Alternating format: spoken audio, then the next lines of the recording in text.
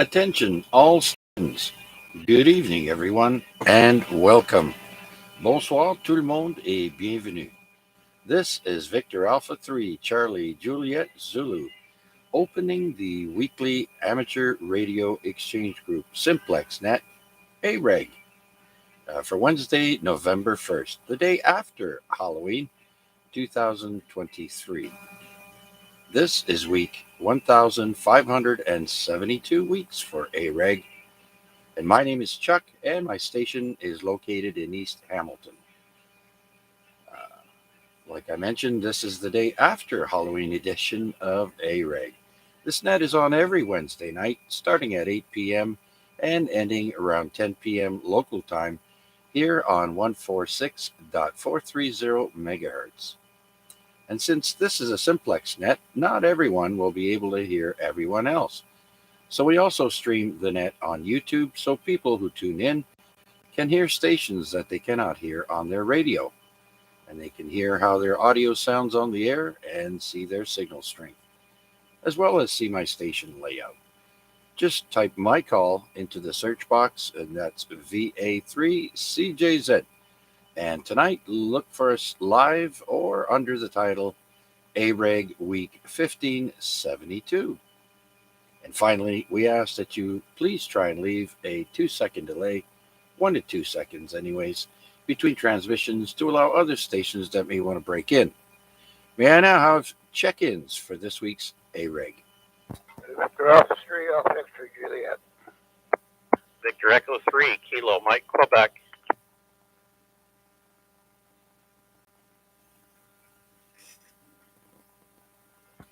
Okay, we've got two stations there, VA3AXJ and VE3KMQ. So let's say hello to Rick, downtown Rick. Come on in. Yep, good evening there, Chuck. Not much to say really tonight. I did get my kitchen finished, and now I'm just chilling. So, and I'll be here, I'll be listening. Yeah, that's about it for now, I guess. Beat, working all day here. Anyhow, yeah, waiting for on this day. So, I'll be here and listening. Back to you. Okay, very good, Rick. Did you turn all your lights out yesterday, or did you hand out candy? Oh no, we handed out candy. We had I had 50 bags. We made 50 bags up. Oh And yeah. I'm not quite sure if they all went or not. I got to check with Christine there. I know when I come in, it was freezing out there last night. It started to snow, so I chickened out and I come in the house to warm up. I don't know. I don't think she got rid of all of them, but probably most of it. Yeah. We had small, of course, the real young ones come out, which is always a treat. Seeing the very, very young kids come out, and some of them have no idea what's going on, but oh yeah, it was cute. Not too many others.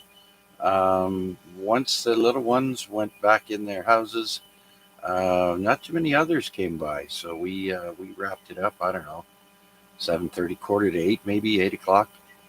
I was already in the house as well, and yes, we saw snowflakes uh, by the street light there. So didn't last too long, but still, didn't like seeing that. Anyhow, Rick, welcome to the net, and thanks for checking in. And we'll get back to you in a little bit there, my friend. Thanks a bunch. Let's move on down to Mike, VE3 Kilo Mike, Quebec. Come on in, Mike. The debut, when you get them, your back's kind of sore and out in the cold, it started to really bother me. So, yeah, I had to pack it in early. Yeah, okay, very good, very good. So is my transmission cutting out, or am I good? You're wall to wall, pizza tall. Fine. Yeah, great. No problem. Okay, Rick, thanks for checking in, my friend. Much appreciated. Let's go over to Burlington and say hi to VE3KMQ. Yeah, good evening, Chuck, and everybody else who's listening along on the net this evening. Hope you're doing well.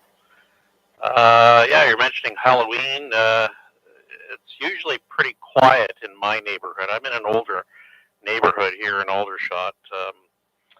So, not too many kids. And for the last few years, there's just been nobody around. But then again, too, I turned the lights out. What can I say? But anyway, as far as Halloween goes, I did something a little bit different that I haven't done in a lot of years. And that is I sought out some pirate radio stations on shortwave. So 6.825. And yeah, they're illegal and, they're for a joke. I think it was, because it was Halloween, they were operating, I think it was Dr. Lobotomy. I think it was something like that, something crazy.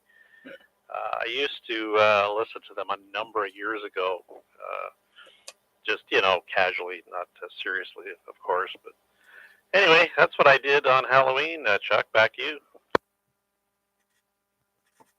Oh, very good, Mike. Yeah, interesting.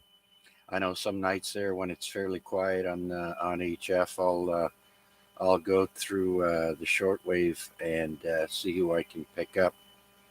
And yeah, a lot of stations out of Cuba I find in the evening, but you can also get Asia. I know at 9 o'clock on 7.260 for the last or month or 2 months, at 9 p.m. sharp, you could hear this radio station come on from Latin America. I think it was Cuba, not sure, but yeah. I know some guys commenting there, they're trying to run a contest or something, and all of a sudden they start hearing this radio station come in. So good for you. Good for you.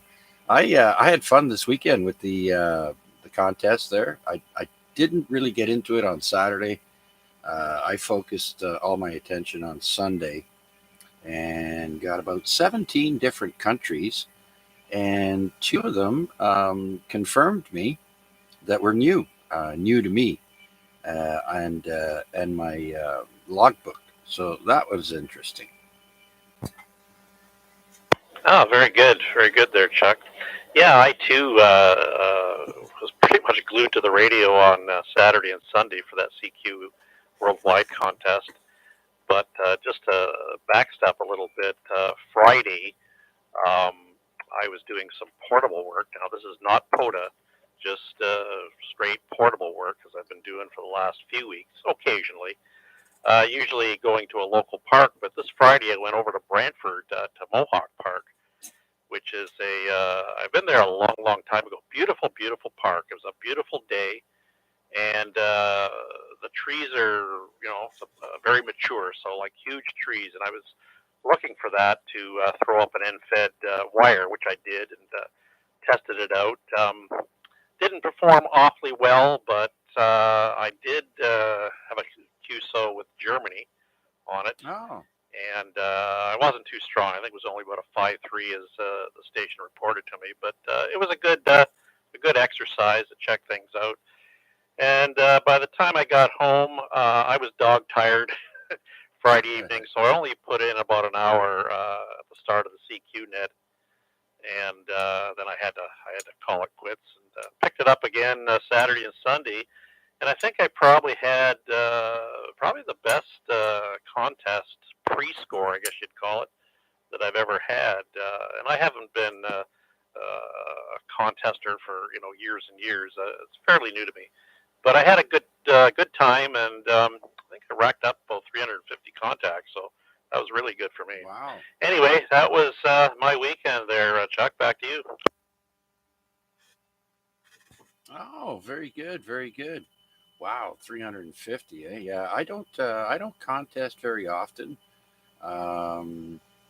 Like even use the software and everything, the whole thing, right? I too sometimes I'll just participate and hunt down countries or CQ zones that I don't have, and so it was nice. One really terrible thing I see. I got Australia, and then I got an email saying there was a problem with the logbook and not in my log. And I'm like, oh, come on. Really? Of all places, Australia.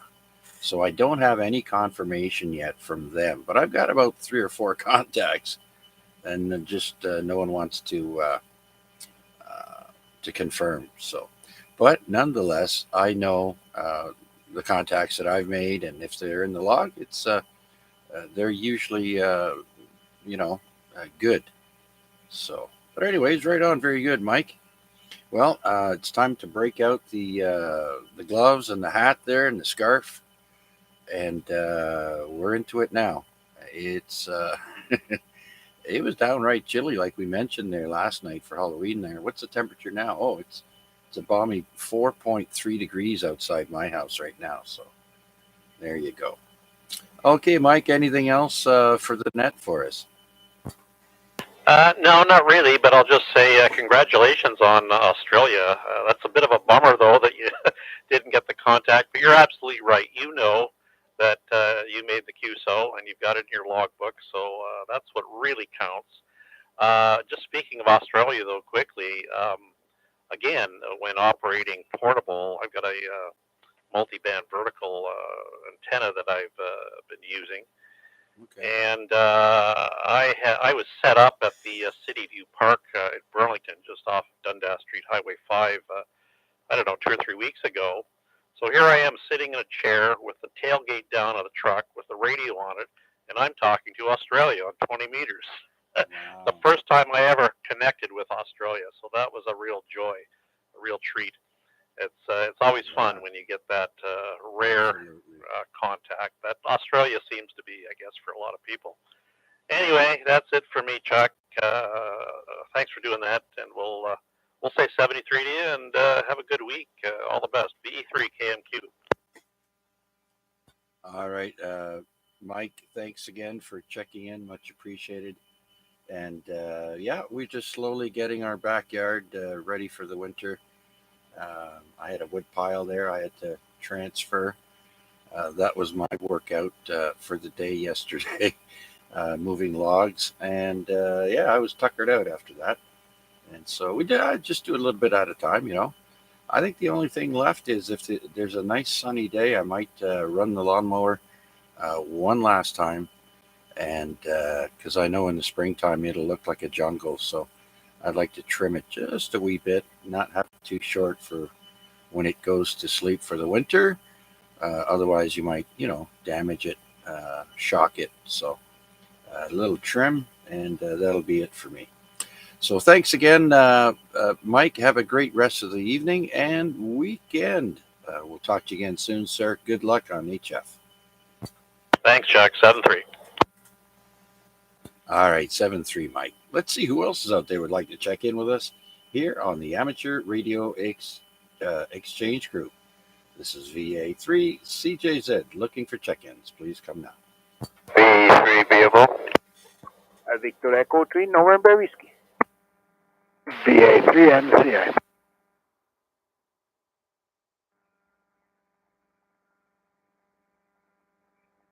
Okay, got three stations there. BMO, November Whiskey, and NCA. Let's go say hello to Pierre. Come on in, Pierre. Good day, Chuck, and everybody on that. Just a beat for the pot there, Chuck. Before we call it a night. Been a long day. And, yeah, the Australia one's pretty cool when you get them confirmed. I do believe mine's confirmed, so I'm happy about that one. Oh yeah, I know.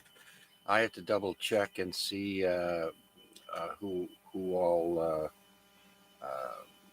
Like I said, I have more than one, but none of them have confirmed yet. So that's a shame. So yeah, congratulations on that, and thanks for taking the time out to check in, Pierre. I do appreciate it. I overheard something about someone doing a rove. Would that be you? Yes, sir. Friday night and Saturday morning. How many are you planning on? 30. Oh, the old 30 pack, eh? Very good. All right. Well, I'm wishing you good weather and good luck on making doing as many as you can. Hopefully, all of them. Yeah, I'm hoping I could get all of them. Maybe a few extras. Who knows? Uh, yep. Gonna take Eddie with me, and we're gonna give it a good go. Should be all right. Lots of fun. Yeah, very good, very good. All right, I'll keep my ears open and see what I can do to help out. Hopefully, the conditions will be favorable for everyone. Okay, Pierre, we'll let you go and get ready to go horizontal, and we'll talk to you again soon. Take care. Have a great rest of the week there, Pierre. 7-3, Chuck, and have a good night. I'm gonna shut mine down. And yeah, that's it. Okay, very good then. So we'll clear with VE3 BMO, and let's go and say hello to VE3 November Whiskey. RPAD, come on in. Hello, Chuck. Good evening. Maybe you want to pick up that station, the Henta station. I didn't hear him, so it's cold outside. I think I'm at home, so let him go first. Okay, I didn't know we had a portable. Who is it? Is that Wade? Yeah, was he portable? I'm not sure. I didn't hear him. Oh, Victor Alpha 3, November Charlie Alpha. Wade, are you there? VA3 CJZ, VA3 MCA. No, not portable. I'm at the base station tonight. I might not be making the trip to Arpad's location though on 2 meters. Maybe I sound like I'm portable over. Yeah. I think your signal is a wee bit down from normal. And I also noticed I had like an S4 noise level before I started the net there. And so conditions aren't very favorable, I think, for uh, VHF. And so maybe that's why RPAD can't hear you. So, but that's why we have the YouTube stream. Uh, for people who cannot hear everyone else, there's always the stream. And if you miss something, you can just move the slider back to the time where they missed the conversation. Again, put in my call in the YouTube search, VA3CJZ, and you can look for us live there tonight. Anyhow, Wade, how's it going? What's new? Going pretty well, pretty well.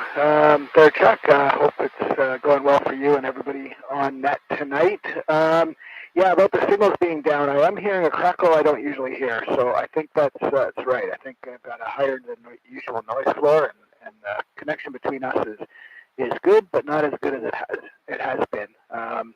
I'll keep a listen on the RF side for RPAD when you pick him up there because I could hear him clearly, obviously, on YouTube, which I have in my one ear, but I'll check for if I can how well I can copy him on RF. Yeah, about people not submitting their or confirming their calls. I'm not very good at that myself. I don't really try for DX though. I think if I committed to try for DX, I think I would make sure I got a lot better at that. But I know, this is going to sound like this is going to sound bad, but I know that it's not great because I have, I guess, the POTA version of this, which is park to parks who don't upload their logs. And when I was traveling there, I had a whole bunch of park to parks, and I'm missing about 10. So there's about 10 activators out there who didn't upload their logs for park to park, and I guess that's the POTA version of not confirming. And knowing how much that can be annoying to the other party, I guess what I should take away from that is that I should really make a better effort to confirm my DXs. I guess I gotta do some homework and figure out the QRZ upload and the log of log files of the world or something. And I don't know that part of the hobby. I guess I'm gonna have to look into it. Back to you. Yeah, okay. Yeah, you're right. The POTA version of not confirming. Yeah, that's right. I've always wondered about that. How many people don't always send their logs. Maybe they made a mistake or they lost all their data. Yeah, stuff happens. All right, very good. Hey, listen, did you pick up any new countries this weekend with all the activity that was going on with the contest there, Wade? Well, unfortunately, I didn't get any time except for the Sunday local net there, the Lake Ontario net. I did check into that on Sunday, but I missed it Saturday.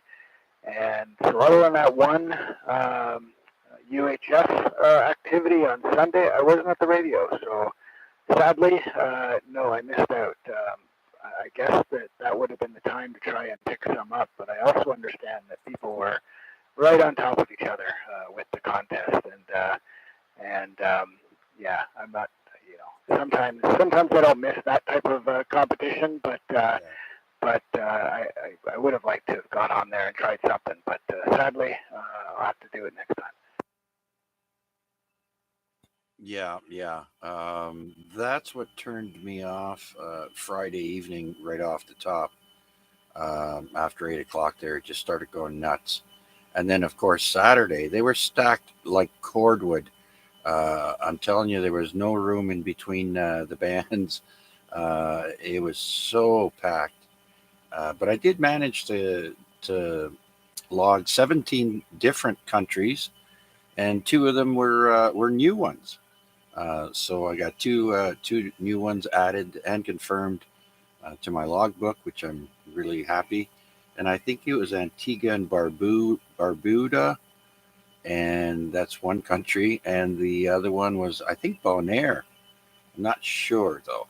I've already got Bonaire, but I think it didn't. That was my first confirmation from Bonaire. So, but other than that, yeah, Sunday was a little bit more reasonable, and I was in the right frame of mind to put up with some of that.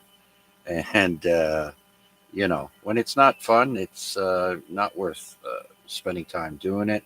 So you just go when you're ready, and you know, you you make the best of it. Yeah, for sure. I mean, 17 countries. That's pretty good, though, Chuck. That you must be happy with that. With all the crowded band conditions. What I thought was funny about that. Well, I wasn't on the air. I was checking in on some of my social media things, and somebody posted a picture of their band scope, and it was probably the best sort of visual representation of the band plan you could have, because it was all full up across the band, and then right at the end of the band, it was dead silent. Yeah, it really demonstrated visually what the band plan was, which was kind of interesting to see. Yeah. So, anyways, yeah, I'll pay attention next time, and maybe try and get my elbows up and crowd in for a space of the band myself, but not this time. But I'm glad you got the 17, and I'll send it back to you. And I know Arpad's waiting there in the background, so I'll send it back to you, Chuck. Thanks. So I'll be listening along. The A3NCA back to net. Okay, very good, Wade. Thanks again for checking in both on YouTube stream and on the radio. And so, by the way, before I go to RPAD there, all my contacts were made on 10 meters and 15. On a vertical, that's only 20 feet off the ground. So, folks, you don't have to be 50, 60 feet up in the air.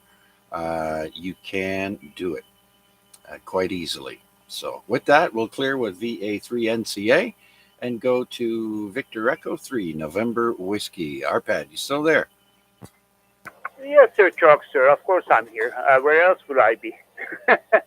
Yeah, not much going on. I just finished uploading pictures to QRZ.com, and I'm taking a pool.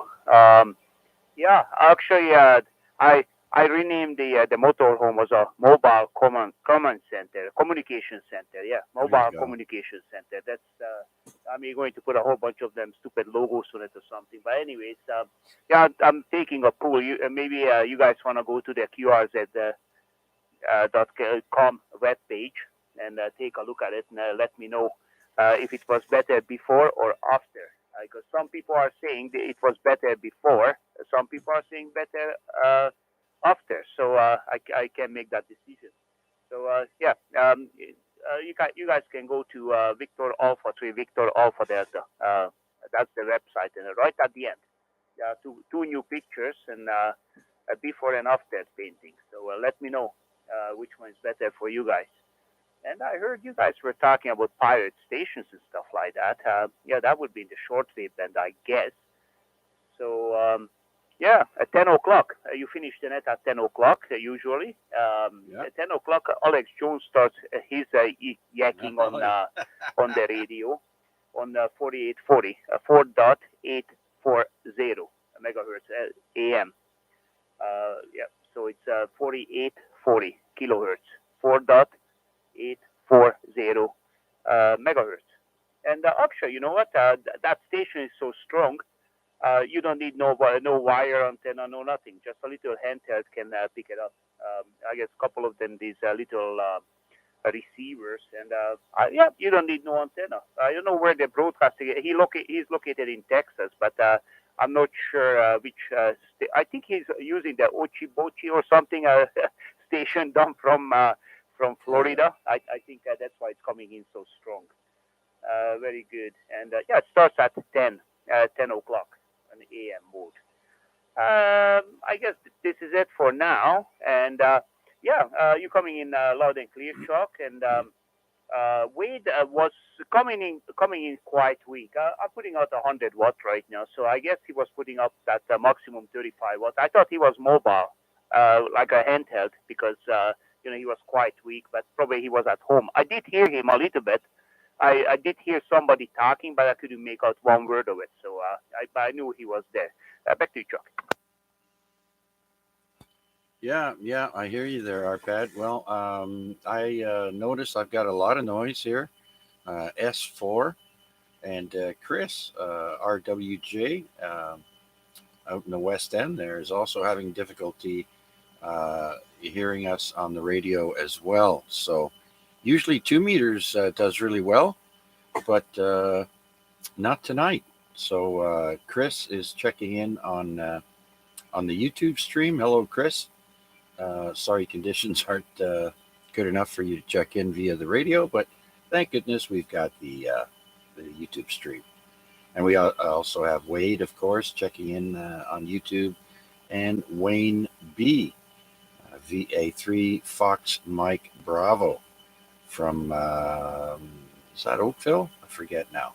Anyhow, good evening and thanks for checking in with us. Much appreciated.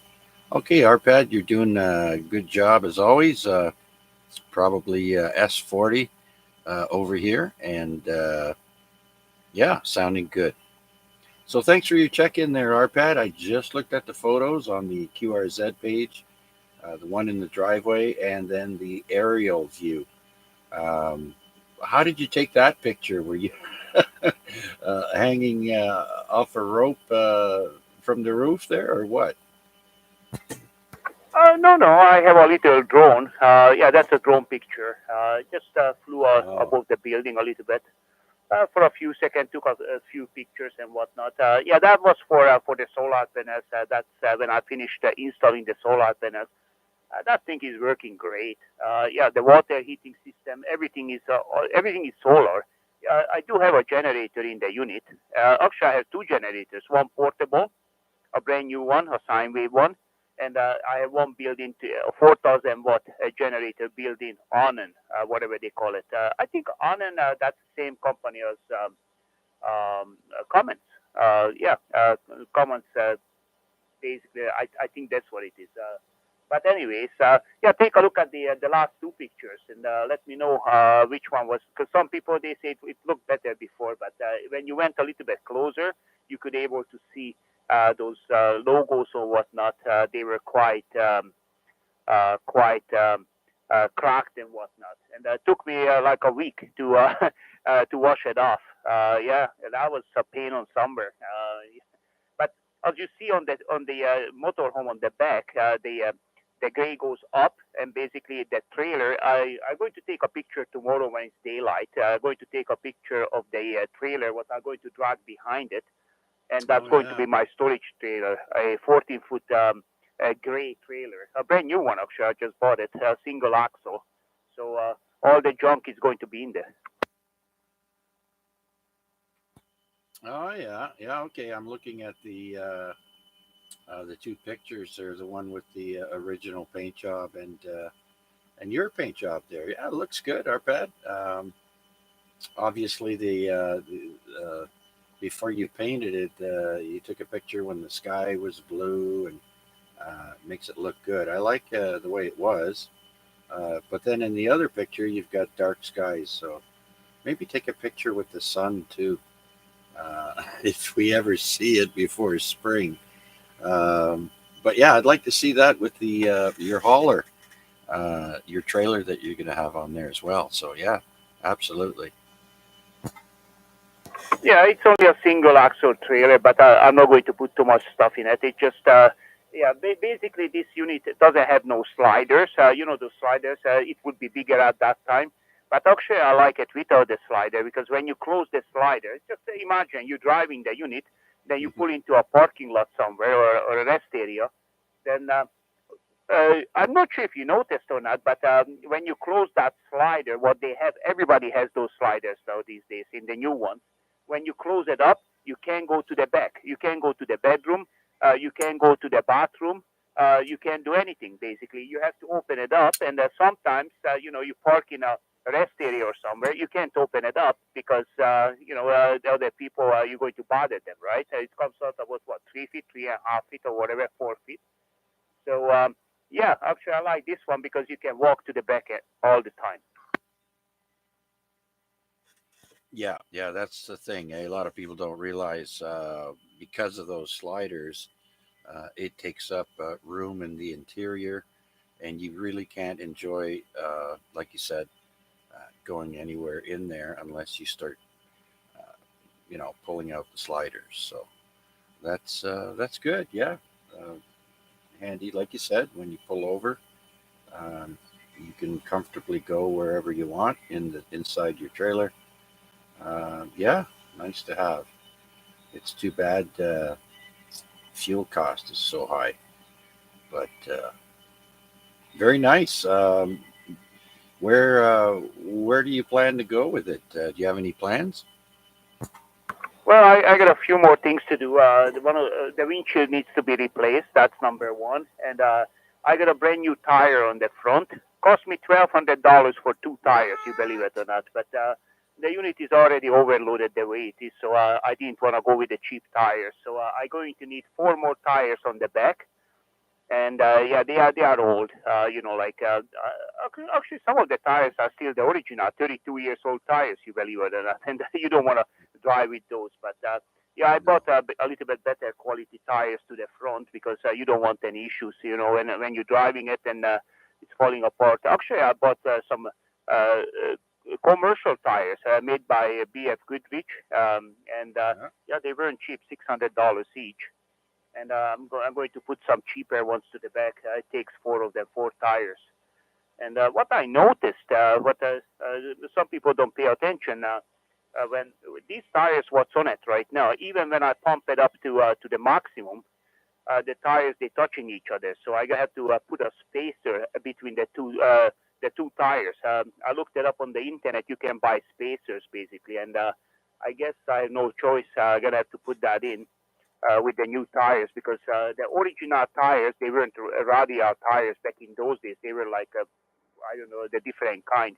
But now these days, all the tires they are radial and they bulging out a little bit, so the tires are touching each other. Yeah, yeah. Oh, for sure, they've got you on uh, paying top dollar there for the tires for those things.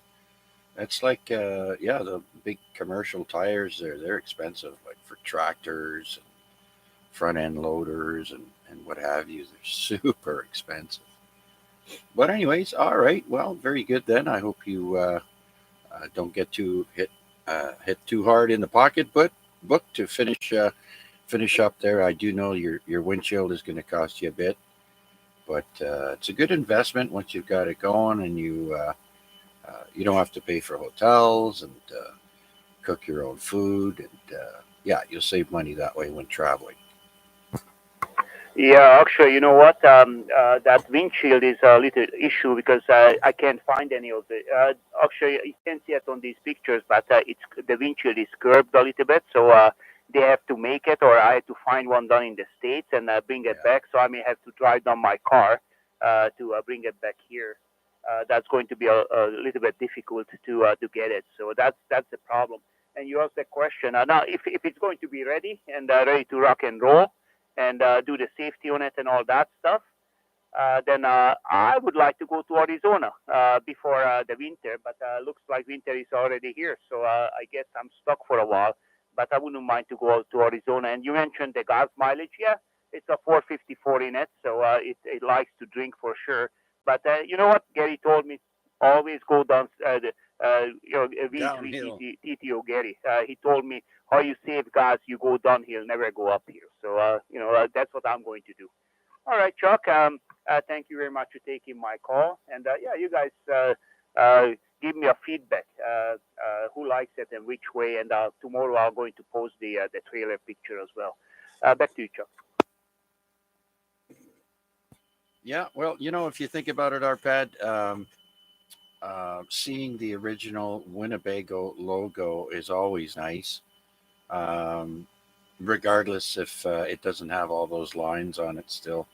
Uh, Maybe having the Winnebago logo, get a stencil and spray that on again. That might help. I don't know. But anyways, thanks for checking in, Arpad. Do appreciate it. And for anyone who's just tuning in, Arpad would like an opinion on the QRZ webpage showing the bottom two pictures on his QRZ page of the paint job there. Okay, so we'll clear with VE3 November Whiskey. And let's see, do we have anyone else? No, I think we're going to call out and see who else would like to join us here on the Amateur Radio Exchange Group. This is VA3 CJZ looking for check-ins. Please come now. Here's Pappy, V3PDL. V3 ZJC. Okay, I think I heard three stations there. I heard PDL, ZJC. Who's the other station?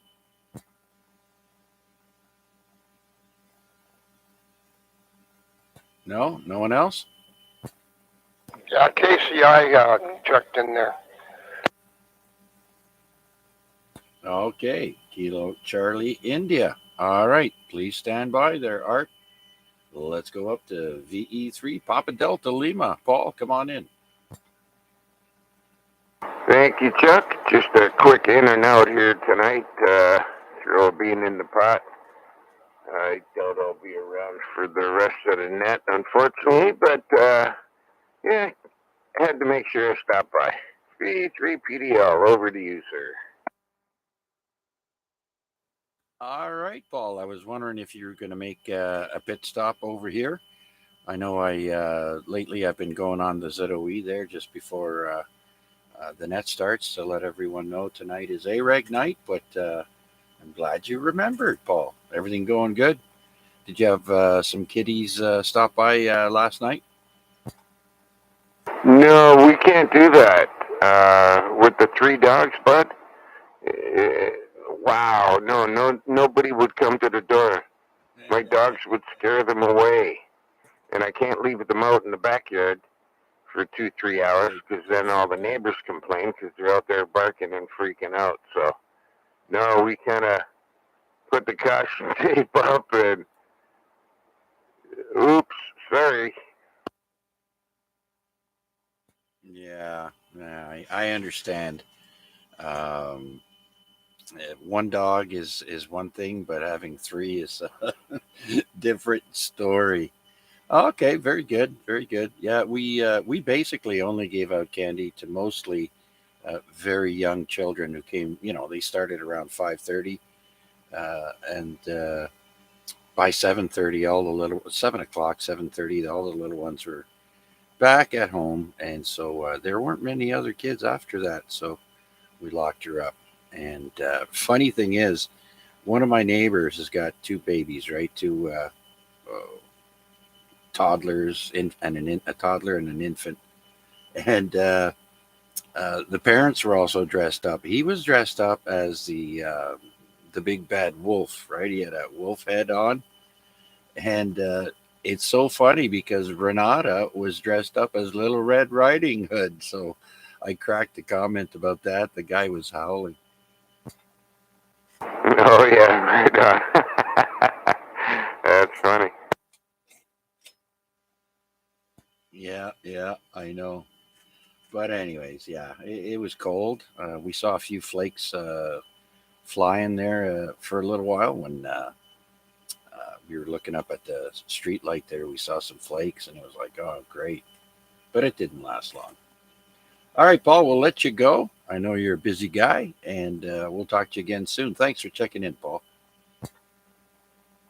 All right, Chuck. Thanks for being there, doing the deed there again, faithfully that you always do, sir. And good evening to all that have checked in and all that are about to. 7-3 P3 PDL. All right, very good, Paul. And so we'll clear with you and go to VE3 Zulu Juliet Charlie. Jason, come on in. How you feel? How y'all feeling in the household there? Good evening, Chuck, and everybody else on frequency. I am glad to say that I am back to 100%.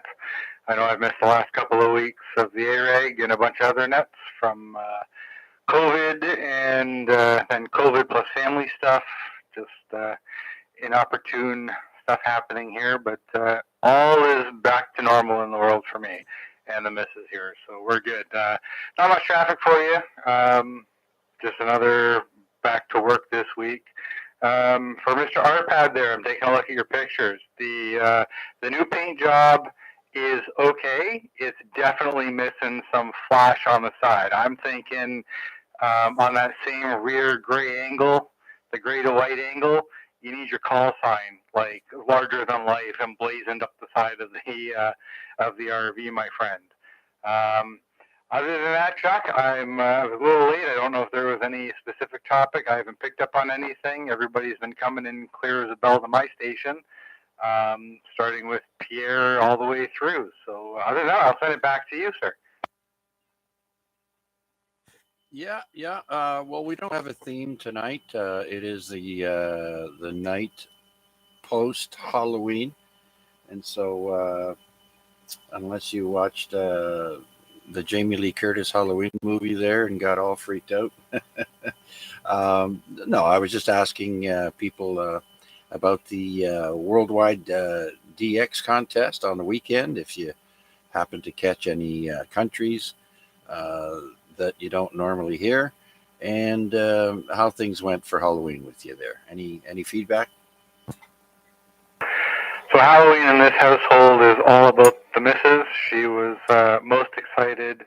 We had a whopping 24 kids come to the house this year, which was up from the 12 we had last year, but she loves seeing all the young ones come through with their little costumes as ladybugs and little witches and ghosts. She gets quite a kick out of it since our kids are grown and gone. As for the weekends, yeah, the Saturday was atrocious. I've been having problems with my 40-meter antenna. 20 meters is just usually in the pits for me at the house. My 40-meter antenna, the SWR, started going through the roof. I did get it down to 1.5, but over the weekend I didn't do a heck of a lot. I did manage to get a new state, and don't ask me what it was off the top of my head, for POTA over the weekend, but other than that, no new countries. My log in QRZ is sitting at 13 countries. So definitely got some work to do on DXing and POTA and all the rest of that good stuff. All right. Well, it'll come. No worries. And you'll start racking up countries there, and then it's always a pleasure getting a new or difficult country to get a hold of. So that's what excites me. All right, then. Well, thank you very much, Jason, for your check-in. I do appreciate it, sir. And stick around, and we'll get back to you soon, as well as on this day in history. So we'll clear with you and see if we can pick up Art. VE3 Kilo Charlie India. Art, are you there?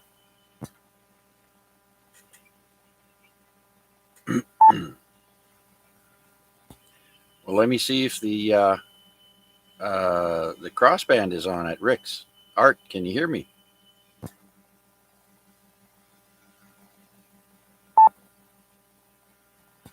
All right. Well, I just tried the 70 centimeter side there where Rick usually has the crossband on, but I cannot hear Art. Can anyone else relay for me?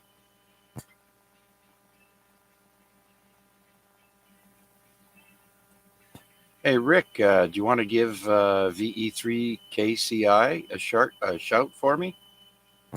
V3 KCI, VA3 XJ.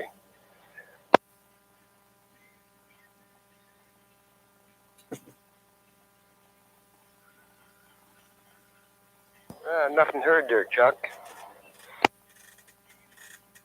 All right, maybe he was disappointed and left, but we'll keep our ears open and see if Art comes back. Maybe if Rick makes it in there. I don't know if Rick's got still got issues with his radio and antenna switch or not, but we'll listen for him as well. I'd also like to say hello to VE3 FNI, Sean. Good evening, Sean. I hope all is well with you. And let's see if anyone else is out there would like to join us here on the Amateur Radio Exchange Group. This is VA3 CJZ. Anyone, anywhere, please come now. VA3 XLJ.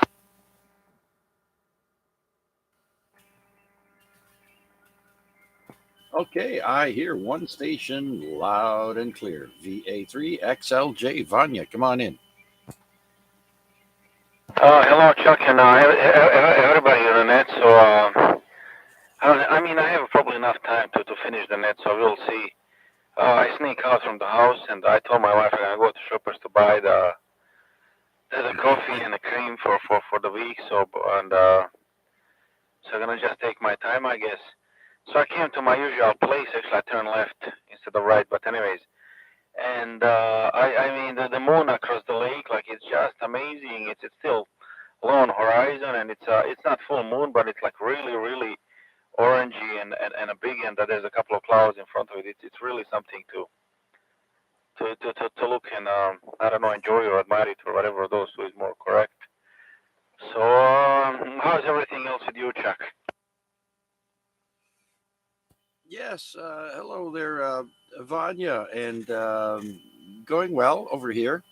I've been trying to take it easy and not aggravate my my lower back. I think the most work I did was put away a pile of firewood away for the winter, and that was enough. Oh yeah, got the rest of the backyard ready for for the cold temperatures and the white stuff. We won't mention that word. It's a four-letter word, so we don't do that here. But I do know what you mean about the full moon there when you can see it low in the horizon. I remember when I used to work at E.D. Smith, and I'd go in for the night shift, and I'd see the full moon in the eastern sky, not too high actually in the sky there. It's beautiful. So I understand where you're coming from. So two questions. Did you get any countries on the weekend contest that you don't normally talk to? And how was Halloween for you? You know what? I don't think even I did the POTA on the weekend. You see, no, I'm stuck. No, I didn't. Anyway, it doesn't matter. So, no, I didn't. Maybe, no, I don't remember what I've done on Saturday. But Sunday, definitely I didn't. But anyways, no radio for me. Like, the contest, like, I did hear some stations here and there, but I don't think I worked anyone. Oh my God, yeah, mine is left the building. Oh my, this is not good. So, um, yeah, forget about radio. So, only thing when I did the check in a couple of locals net, and I checked in that the QRPSSB net on a Sunday night. I'm trying to check in every Sunday night if I have a time. It's just around the time, like slightly before or slightly after the SSB net that we have on a 440. So I posted a picture on their Facebook page a couple of days ago, and they every month they put a different pictures as a banner, or let's say, of the pictures that people send them in. And mine is for the month of November up on a banner this year. So I'm kind of happy for that.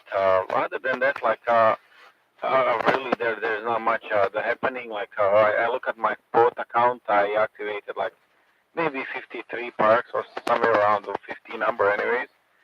But more than 40, I think.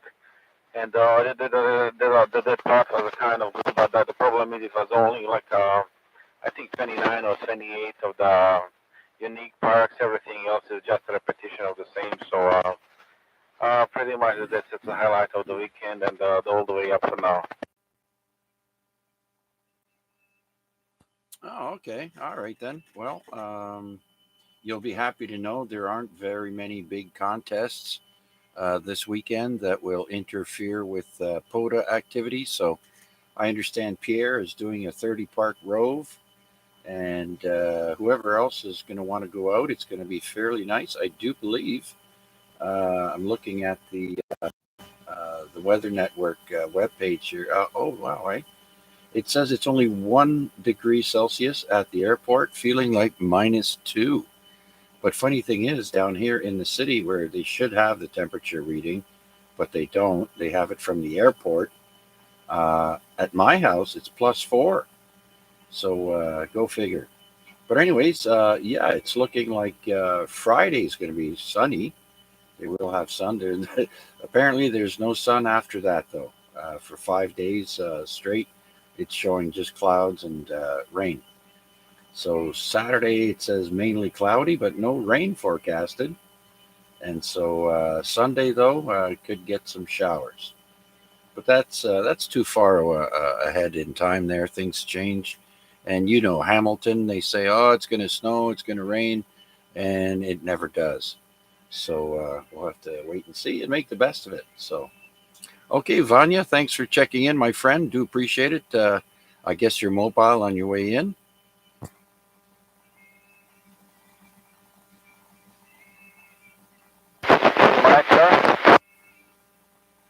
All right, I guess we're starting to lose each other there, Vanya.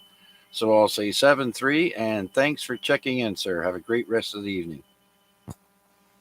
Yeah, this is 7-3, Chuck. So the reception is patchy. I have this the weird antenna up on whatever on the car.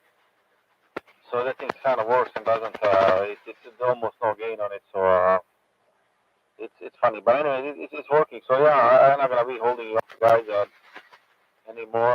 And I gotta try to listen as long as I can. And this what's it called? The coffee shopping. So 7-3, guys.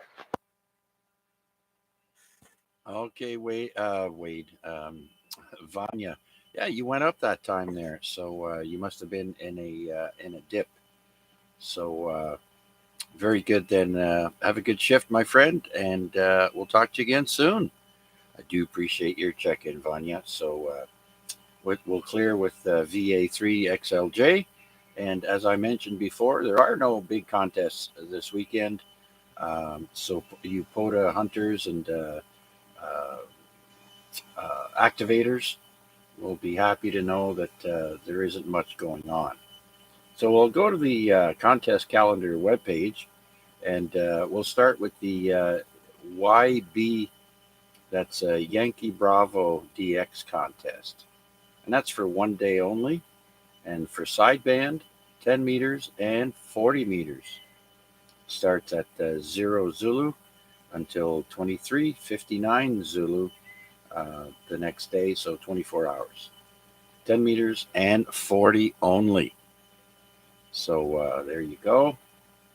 After that, we've got an IPARC, IPARC contest for CW, and that's for 10 meters, 15, 20, 40, and 80. And there's a Ukrainian DX contest, but they canceled it, no doubt because of the war. So that's out. And then they have the ARRL sweepstakes contest for CW. And that starts at 10 meters and goes all the way through to 160. And then there's a IPARC contest for sideband. And that's 10, 15, 20, 40, and 80 meters. And that's about it. For most contests, it lasts more than an hour. And so for any information, any further information that you'd like to check out, just go to open up a web browser and type in contestcalendar.com. And that'll take you to the page there. And click on the 8-day schedule. All right, so with that, let's see if anyone else is out there would like to join us here on the Amateur Radio Exchange Group. This is VA3CJZ. Anyone, anywhere is welcome. Please come now.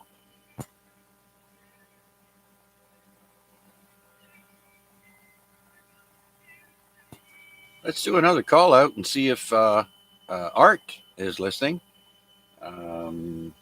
Victor Echo 3, Kilo, Charlie, India. Art, are you there?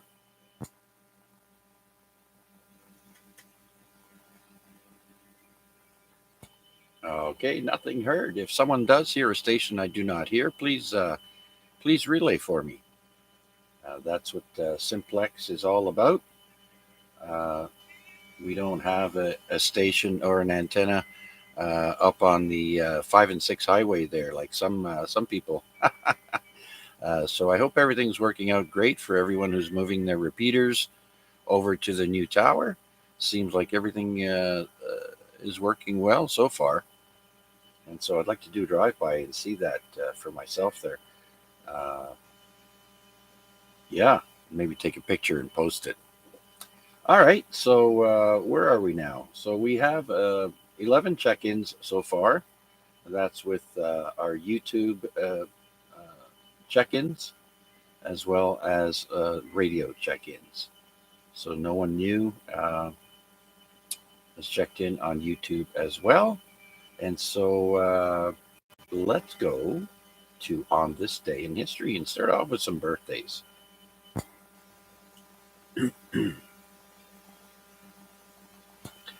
So tonight is on this day 140. That is how many weeks we have been doing On This Day in History. And we'll start with today's famous birthdays. And we'll start with the year 1798. That's the day Benjamin Guinness was born. And he is an Irish brewer and philanthropist. So the Guinness beer founder, Benjamin Guinness, was born on this day in 1798 in Dublin. And he passed away in 1868.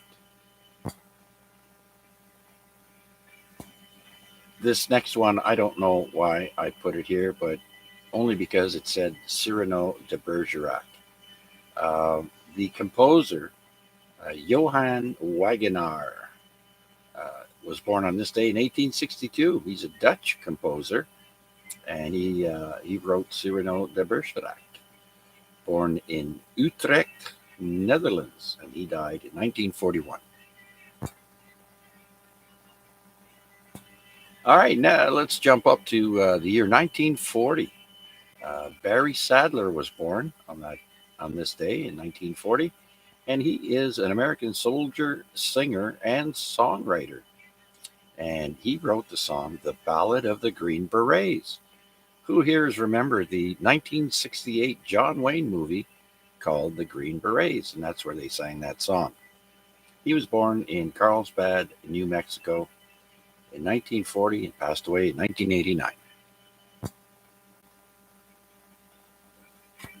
Next, we've got Larry Flint, born on this day, 1942. He's the American magazine publisher for Hustler.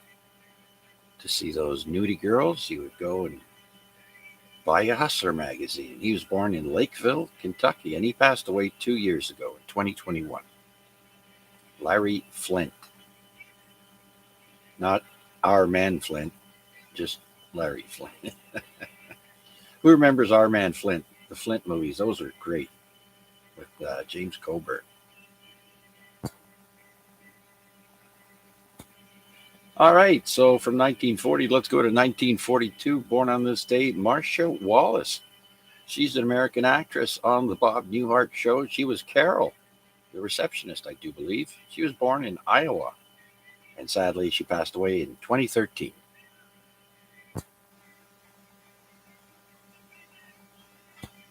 Next, we've got the year 1944. Today, Bobby the Brain Heenan was born. On this day, 1944, he's an American pro wrestling manager, color commentator, and wrestler. He's in the WWE Hall of Fame and was born in Chicago, Illinois. I think he died of throat cancer or something in the year 2017, 6 years ago.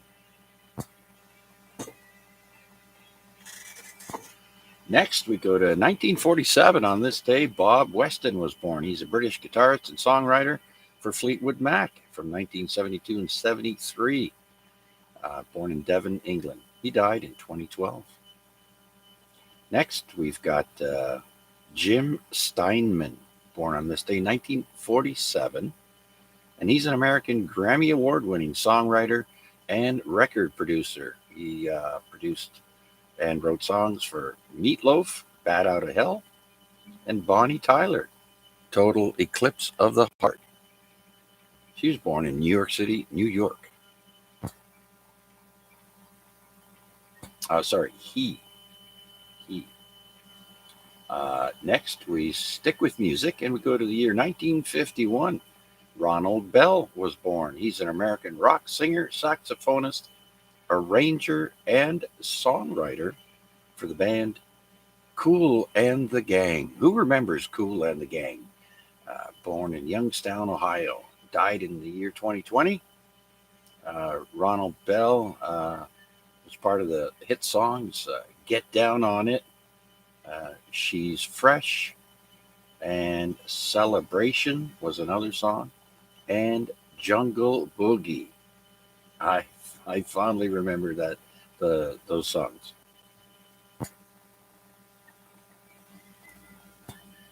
Okay, for you nerds out there, Tim Cook is celebrating his 63rd birthday. That means he was born in 1960. He is the CEO of Apple from the year 2011 to present.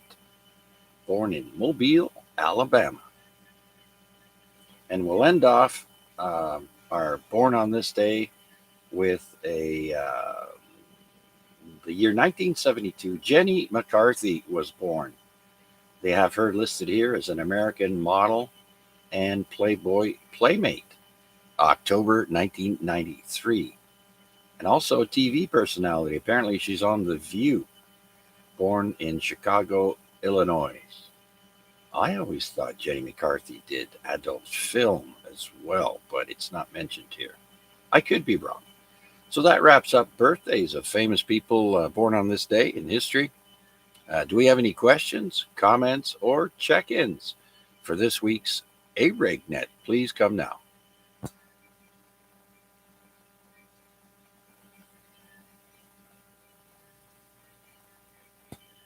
All right, very good then. Nothing heard. So let's continue on, shall we? Next, we have who died today in history. And we'll start off with the year 1894. And that would be Alexander III. He was the Russian Tsar between 1881 and 1894. He dies of terminal kidney disease at the age of 49.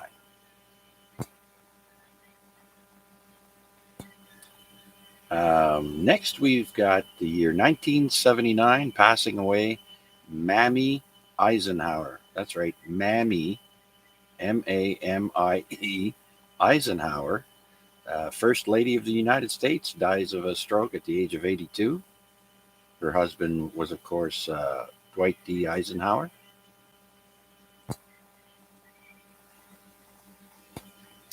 Also passing away on this day is Phil Silvers in 1985.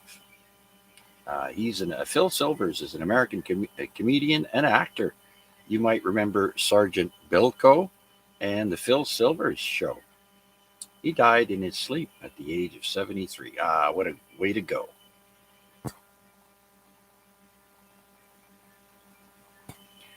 Passing away on this day in 1987, René Lévesque. He was the Premier of Quebec at one point. He dies at the age of 65 back in 1987.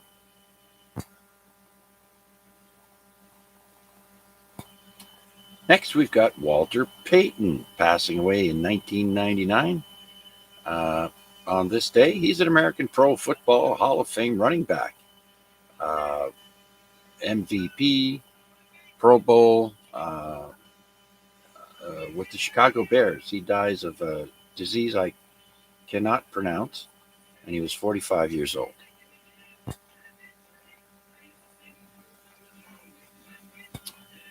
Okay, going to music now. The year 2004, Terry Knight passed away. He was an American rock producer and singer with the band Grand Funk Railroad. He was murdered by his daughter's boyfriend, defending her during a domestic dispute at the age of 61.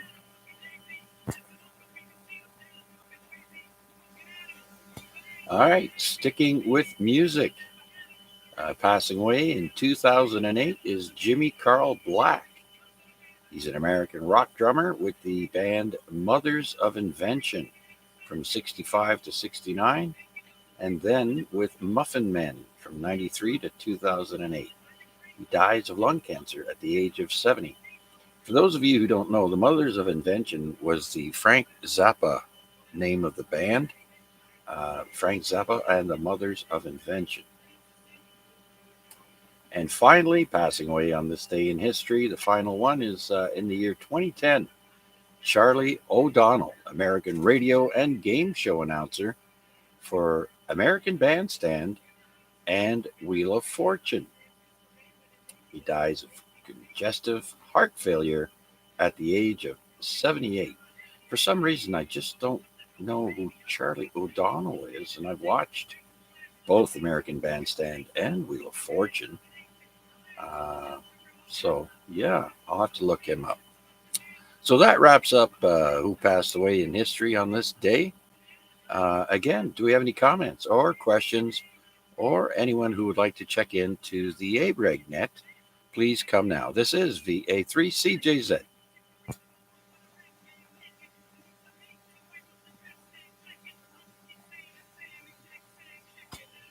All right. Well, to extend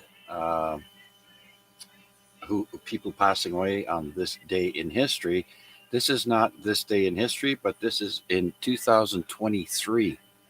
Now, I'm only going to name a few people who passed away in January, and then in next week I'll do February, and then so on and so on. But we'll start off with January 1st. We almost lost Jeremy Renner. Jeremy Renner had a snowplow accident. You might recall the Avengers actor, the bow and arrow guy, Jeremy Renner, is accidentally run over by his own snowplow, breaking more than 30 bones in his body near Reno, Nevada, and he almost passed away.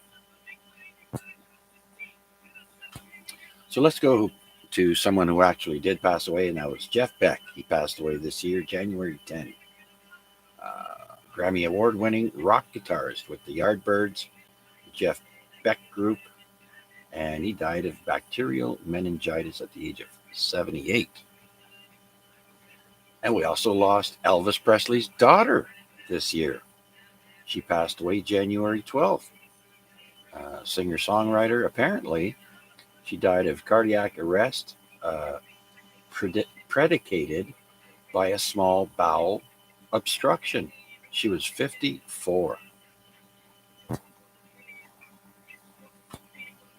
And then a day later, January 13th this year, Robbie Knievel, son of Evil Knievel, dies of pancreatic cancer at the age of 60.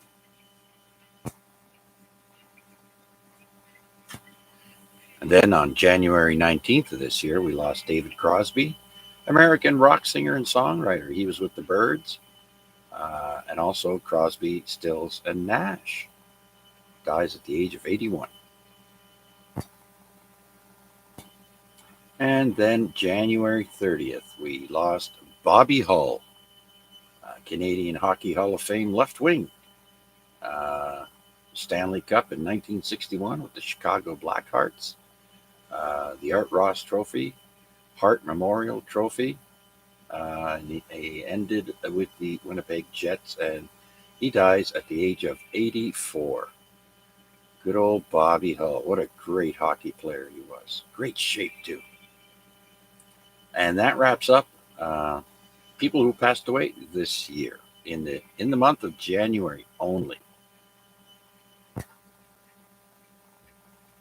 All right. Again, are there any questions or comments or check-ins for this week's AREG? Please come now.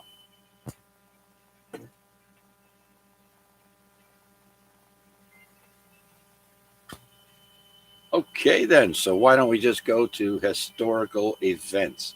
Some of you may want to go to bed early tonight, so we've started on this day a little early.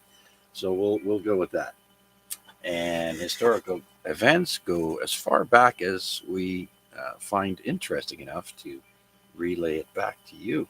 And we go to the year 996. 996 is the first recorded use of the modern name for Austria in the Ostarrîchi document.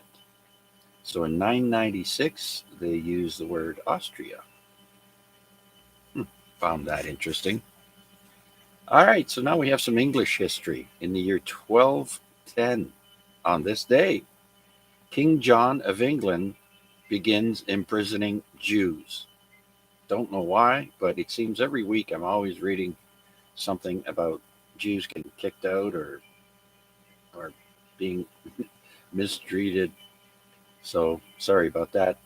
Just because of the ongoing thing that's happening right now, that's all I've got. We're not going to go any more into it.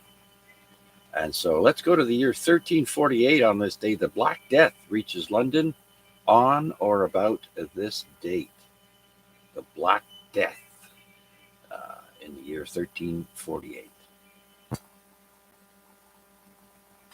All right, on this day in the year 1512, Michelangelo's paintings on the ceiling of the Sistine Chapel in the Vatican are first exhibited.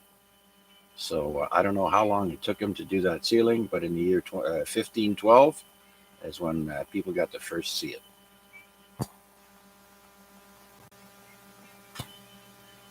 Sticking with the 16th century, let's go to the year 1570.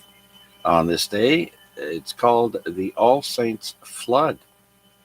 A tidal wave in the North Sea devastates the coast from Holland to Jutland. Jutland is also known as Denmark, killing more than 1,000 people.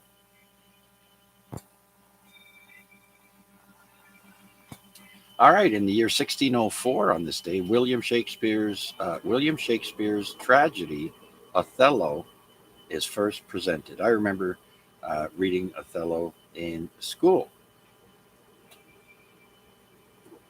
Now let's go to the year 1671. French King Louis XIV and Holy Roman Emperor Leopold I signed a secret anti-Dutch treaty. It's probably so secret I don't know what it was. Doesn't say. So anyways, all right. John Adams, I think he was the brewer from the Adams. I don't know. I think I talked about this before. But anyways, in the year 1800, John Adams becomes the first United States president to live in the White House. I'm not mistaken, John Adams was not a brewer, but he did something with the process of beer making. I don't know what it was. I'll have to look it up. But anyways, John Adams, first guy to live in the White House. Let's go to the year 1834 now. The first published reference to poker is on a Mississippi riverboat game. So in 1834, the first published reference to poker. I get it now. Okay.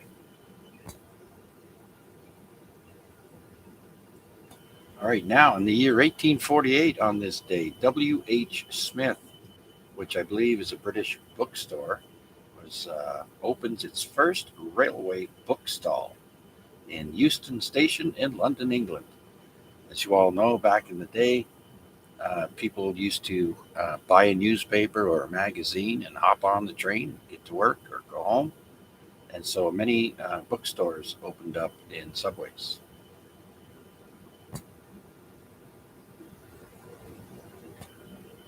Okay, here's an interesting one. In the year 1859, on this day, November 1st, the current Cape Lookout, North Carolina lighthouse was lit for the first time.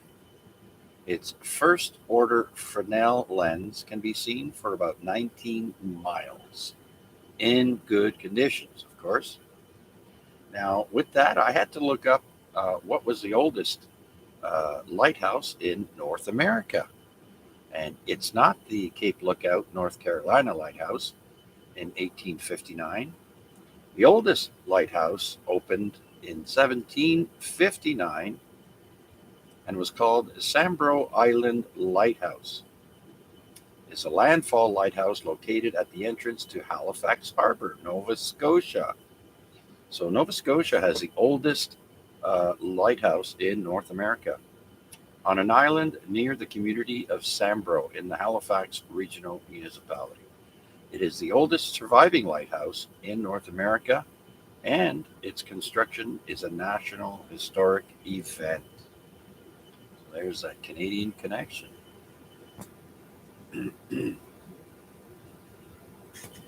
Okay, let's go to the year 1863 today, November 1st. Fortifications are built on Angel Island in San Francisco Bay by troops.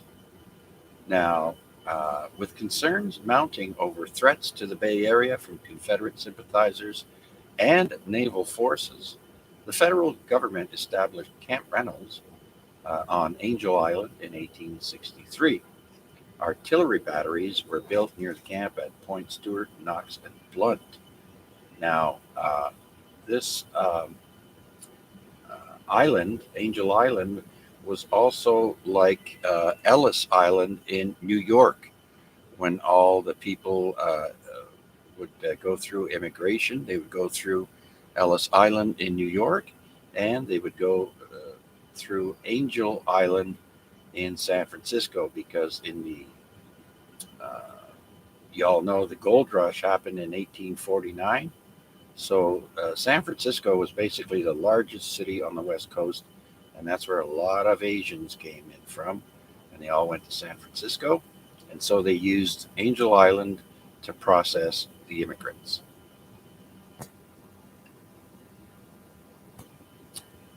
Okay, so let's go to 1870 now. The year 1870, on this day, the United States Weather Bureau begins operations.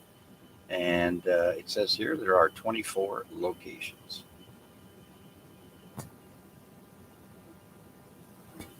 Okay, let's go to 1894.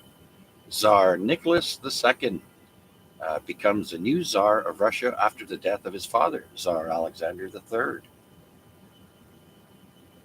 Next, we've got a diphtheria vaccine, also in the year 1894. The vaccine for diphtheria is announced by Dr. Émile Roux of Paris. Deadly disease, apparently, diphtheria.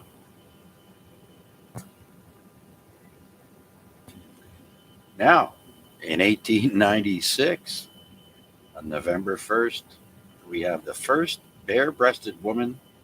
She was a Zulu woman to appear in National Geographic magazine. I remember going to high school and looking through some of those old magazines and finding bare-breasted women. Of course, we were kids. We thought it was hilarious. So yeah, back in 1896, National Geographic magazine, first bare-breasted woman. Okay, let's go to 1911 now. The first aerial bomb is dropped by an Italian pilot on Turkish troops in Libya during the Italo-Turkish War. So that was the very first time an aerial bomb was dropped, 1911. Oh, and it was dropped from a dirigible, which is a floating balloon. Speaking of which, we've got the year 1914. Paul von Hindenburg is named Marshal on the Eastern Front. As we all know, 1914 is World War I. And so the Hindenburg was also named after this guy.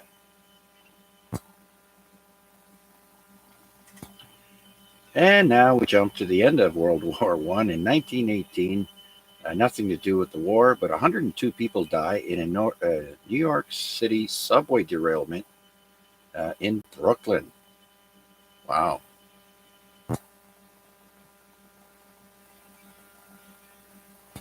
Before I go any further, are there any check-ins for this evening's Amateur Radio Exchange Group? This is VA3 CJZ. Anyone, anywhere, please come now.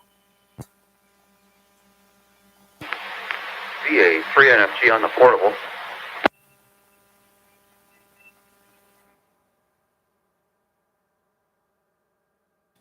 All right, I copied VA3 November Foxtrot Golf on the portable.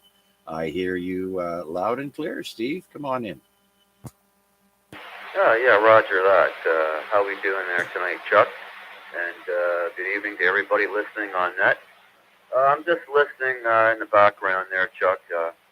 I'm still edging some shelves that I got from work there, and just about finished sanding off that extra edge there that overlaps the side of the shelf there. So I think I can put the iron away. And yeah, that's about it. That's all I've been doing today. Working on that. A little bit of POTA in between. More this morning than this afternoon, but maybe I'll get in there later. A little bit on a late shift. We'll see what happens there. Back to you there, Chuck. DA3 NFG.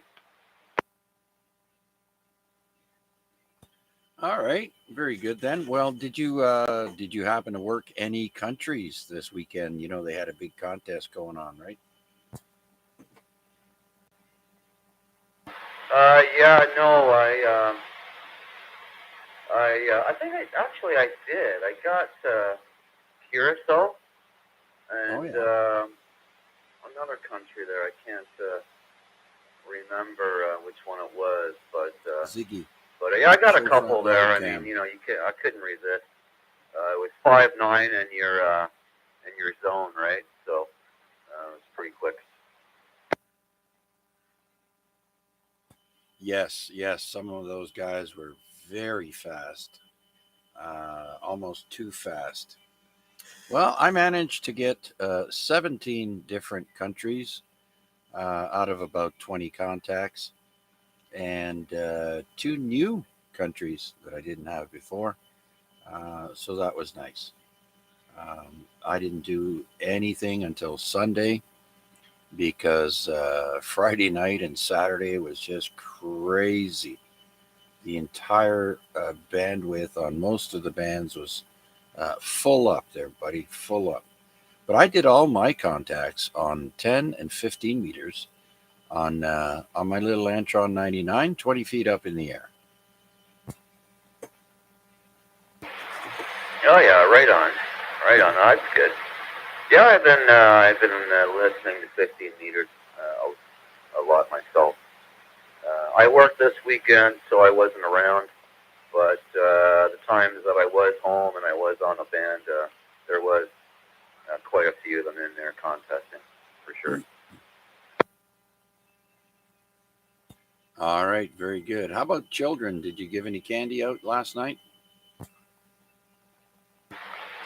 I worked until 9, so I didn't get home till 9:30, and I don't think we got any because I believe my wife was working, so our house was pretty much dark, and we're on the end house, so you know how it went, eh? If the last 2, 3 houses are dark, they usually don't walk to the end of the street. They just cross the street and start the other way. Yeah, yeah. Okay. Well, I heard on the radio, the FM radio, that only 48% of the population polled were going to give candy. So just under 50% of the people that were polled were going to give candy. So we didn't see too many kids. Actually, we had more toddlers and infants, which were the cutest thing, more so than older kids.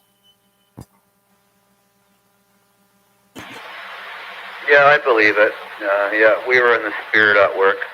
There was quite a few of them dressed up as witches and scarecrows, and even the Timmy's girl was in a big M&M, a big green M&M outfit.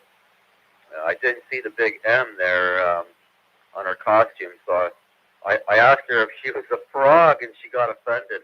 I go, oh, green froggy. She goes, I'm not a green froggy, and then she backed up when I saw the M.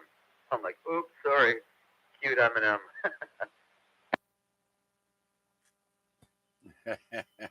Yeah, I made a few kids tell me what their costumes were because some of them were getting so hot from running to house that they would take their mask off or their uh, headgear.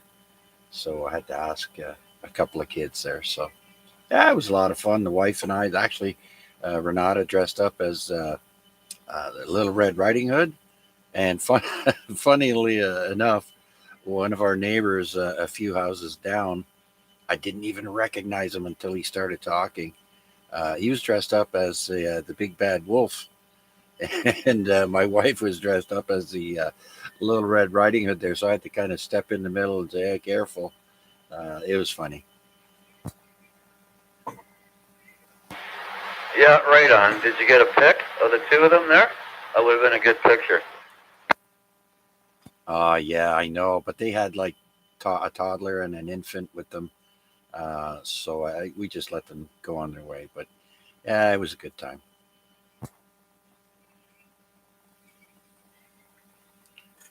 And then around 7 p.m., uh, I hear this baby just screaming, and it was my neighbor. She was running home.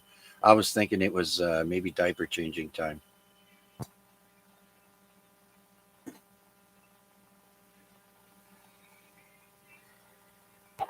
Oh yeah, right on, right on. Well, that's what it's about, eh? It's having some fun out there with the kids, and as long as they went home with half a pillowcase full of candy, they're happy. Oh yeah, yeah. And so that's where we got most of our joy was seeing all the little kids in the neighborhood stop by. So it was nice. It was cold. Got to tell you, hat, gloves, and a sweater. So yeah, it's starting to get pretty darn cold out. All right, Steve. Well, thanks for checking in, sir. I do appreciate it, and hopefully Pierre with his Rove this weekend will have a lot of success. I'm not sure. I forget if he told me he was taking someone with him. I think he's taking Kevin, my neighbor, VA3NE, and so should be a good day. Or actually, I think he said Friday and Saturday. So hopefully the conditions will be good as well as the weather. Yeah, well, I'm off on this weekend, so I do have an appointment to keep there Saturday morning from around 10 a.m. till I don't know. At the latest, I'll be back by 2. I hope to be back by noon, but I don't know if that'll happen. I'm going to go to Brantford General to see my friend there, who was the second person there to get into that accident at Stelco Nanacoke. There, they got burned. Oh, yeah. Anyone interested in it, just type in Nanacoke accident, and you can read all about it there. And yeah, the first guy passed. He didn't make it. The second guy was my friend, and we're not sure if he's going to be out for Christmas or not. It happened last April, and he's still in there. So he's having some complications with the tracheotomy or something. I can't pronounce that. I don't know why. I guess that's why they call it trach for short. That's the little passageway they put in your throat when you have issues breathing. As he got burned in the throat and his lungs. So, all right, back to net control there, Chuck. Thanks for doing it. And I don't know how long I'll be hanging around. I do have to go to bed and wake up for work tomorrow. So we'll say 7-3 for now and make this our 7-3 round. This VA3 NFG, named Steve, Sierra Tango Echo Victor Echo, located on the Central Mountain. Okay, very good then, Steve. And yeah, when we go to bed, we usually plan on waking up. So that goes without saying. All right, Steve. Well, I do appreciate you checking in with us once again.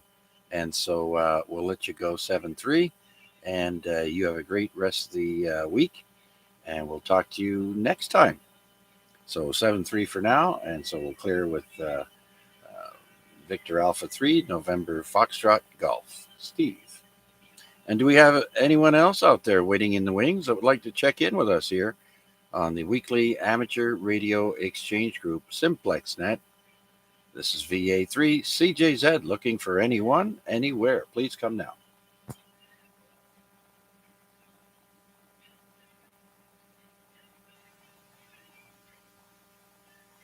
All right, nothing heard. So let's continue on with On This Day in History. Where are we? We're at the derailment in the New York City subway in 1918 where 102 people died. That's where we left off. That was in Brooklyn. Next, we've got the end of the Ottoman Empire happening on this day in 1922. Mustafa Kemal Ataturk takes Constantinople from Mehmed VI, proclaiming the Republic of Turkey and bringing an end to the Ottoman Empire. So there you go. If you ever wondered when that ended, it happened on this day, 1922.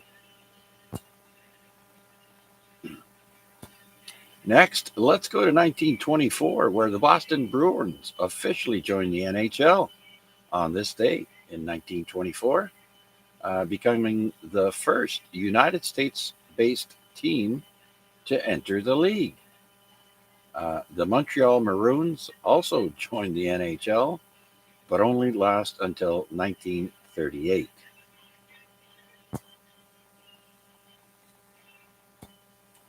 Okay, so let's go to 1928 now on this day. The Graf Zeppelin sets an airship distance record of, get this, 6,384 kilometers.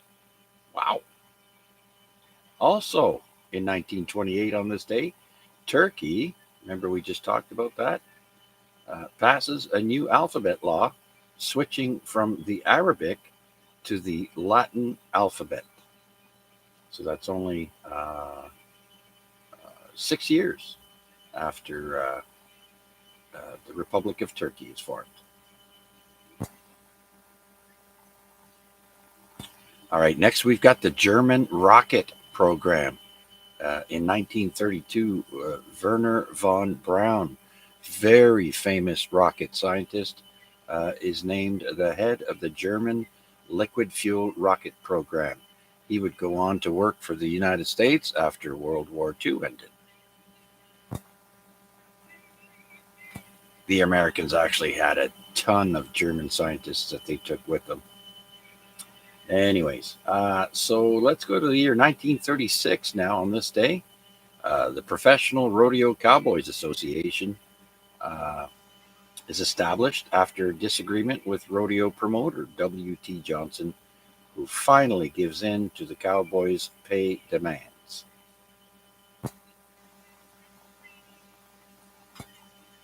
Now we go to 1939. That's the first animal conceived by artificial insemination is displayed, and it was a rabbit.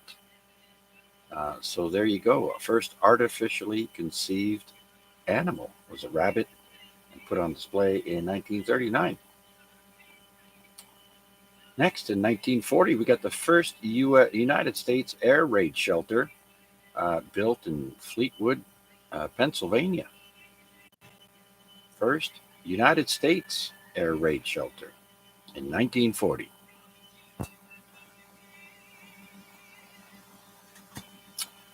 Yes, 1951. A lot of you have probably seen the video of a nuclear explosion with troops with welding glasses on and so on. Well, in 1951, the United States performs the first atomic explosion witnessed by troops at the Nevada test site in Mexico.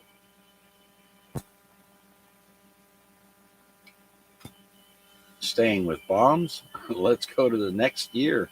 After 1952, Ivy Mike, the first thermonuclear weapon to utilize the H-bomb design of Edward Teller and Stanislaw Ulam, is detonated in the Marshall Islands in the Pacific Ocean.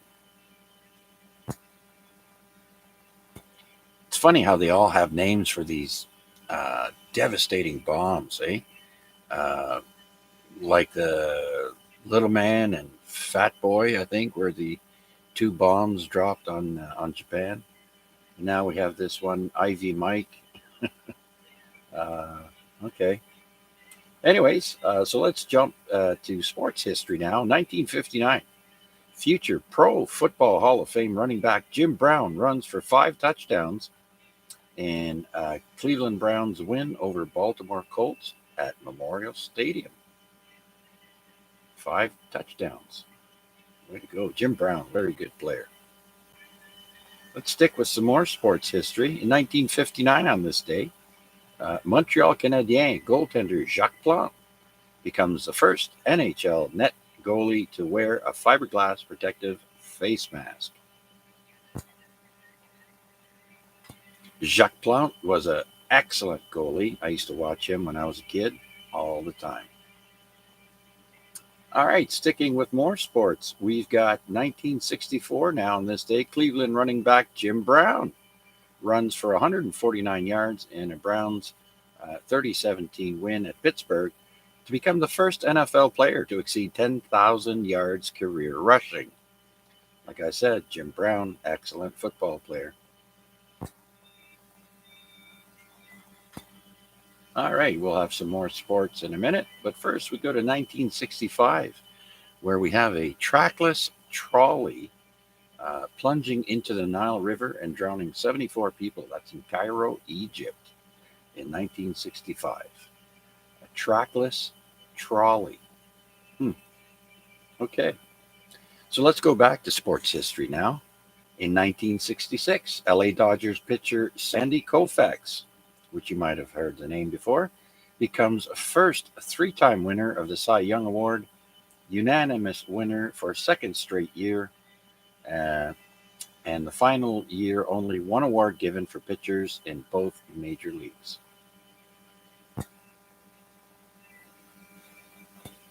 And then in the following year, 1967, on this day, we've got Cool Hand Luke, starring Paul Newman, George Kennedy, and Strother Martin, is released.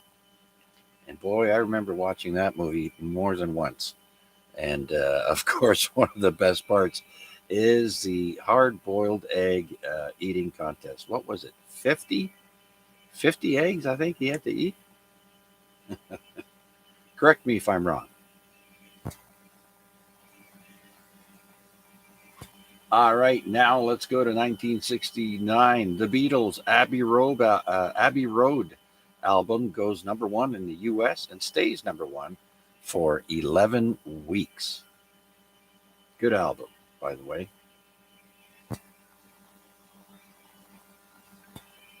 Okay, next we've got the year 1974, and there's a fire that kills 189 people in less than 25 minutes in Sao Paulo, Brazil. It doesn't say where this happened, what building, but 189 people in less than 25 minutes passing away from either smoke or fire.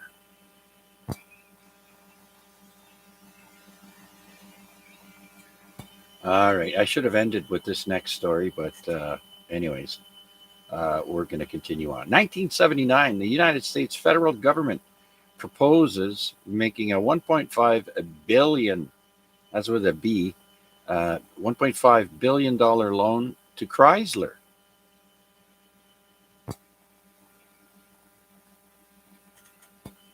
Boy, $1.5 billion in 1979. That's a lot of money. Think about it. That's a lot of money today. Never mind back in 1979.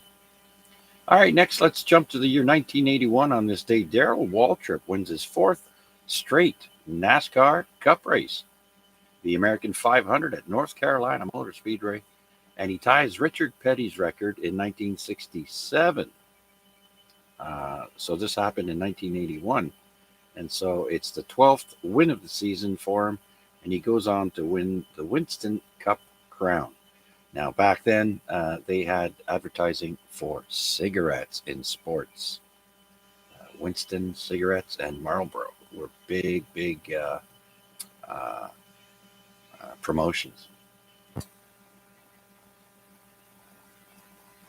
All right, let's jump to 1982 now. A year later, Honda becomes the first Asian automobile company to produce cars in the United States, with the opening of their factory in Marysville, Ohio, and the Honda Accord is the first car produced there. 1982, folks.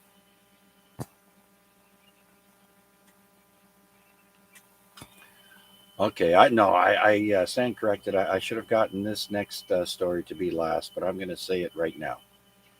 On this day in 1990, Sandra Miller is awarded $100 for Mike Tyson fondling her breasts. So it costs Mike $100. Sorry, but that is funny. Pretty cheap too, if you ask me. He'd probably have to pay more nowadays for something like that. All right, another Canadian connection. Now we have the year 1991 on this day. It's the last of the Kuwait oil well fires extinguished by a Canadian well control team by the name of Safety Boss. One word. So the special well guys from Canada, oil well guys, went to extinguish the fires in Kuwait. You might remember Saddam Hussein invaded Kuwait, and when the Americans came in, he set fire to the oil fields. I forget how many oil platforms were set on fire, but there were lots of them. All right, so on this day in 1994 now, the Chicago Bulls retire basketball superstar Michael Jordan's jersey, and that's number 23, in a 2-hour ceremony at the United Center in Chicago.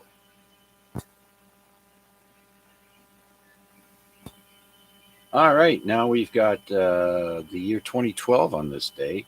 22 people are killed and 111 people injured after a fuel tanker explodes in Riyadh, Saudi Arabia. Wonder how that happened. Okay, now still in the same year, 2012, Google's Gmail becomes the world's most popular email service. And then still in 2012, scientists detect evidence of light from the universe's first stars, predicted but formed 500 million years after the Big Bang. Considering we are, what, 4 billion, 4 point something billion years old for Earth? Okay, there's a reference. Remember, I mentioned Google Gmail becoming the world's most popular email service in 2012?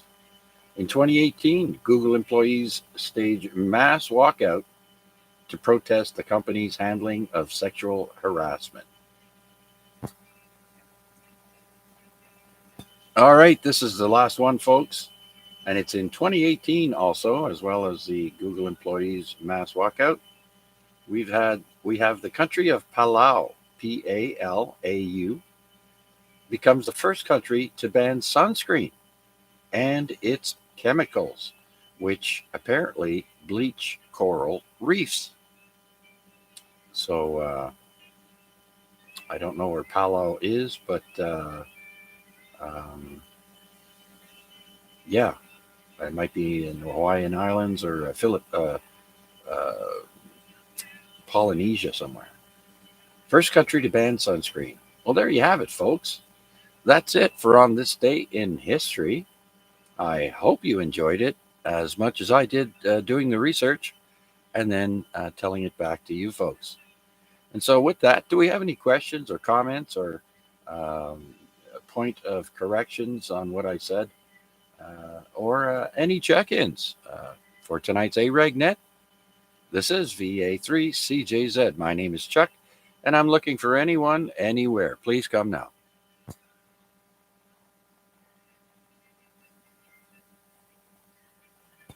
Okay, well, let's see who's still with us.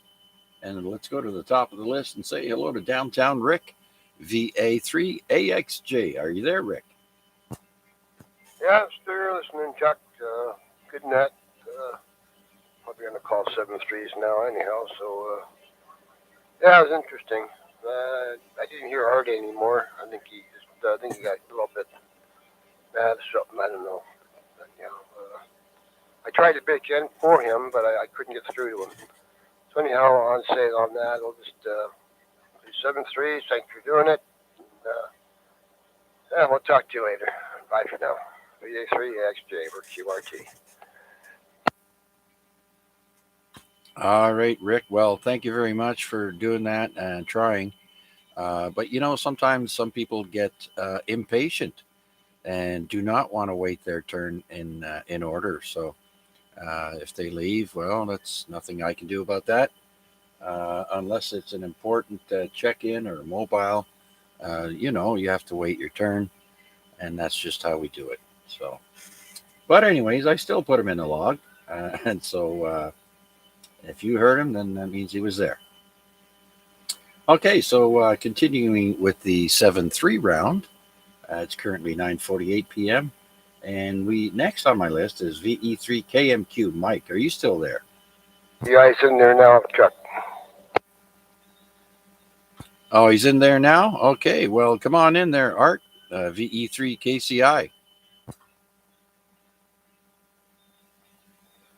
I guess he can't hear you, Chuck. Go ahead there, Art. Yeah, no, I can't hear him.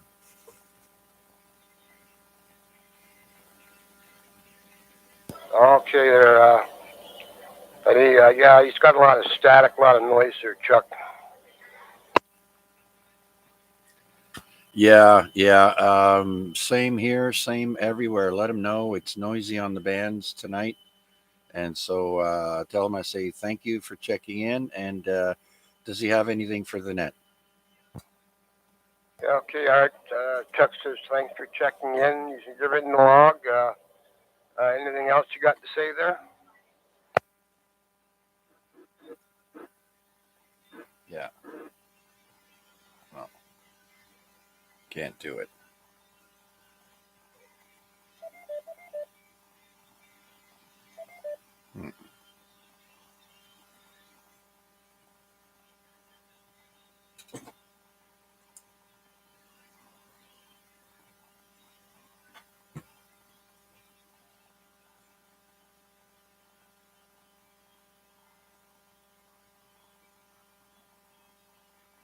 Okay, there, Art. Sorry to hear that. But anyhow, okay, Chuck, he's might not be on next week. There, he says something about his somebody passed away a couple of years ago or something like that. Anyhow, so I send my regards.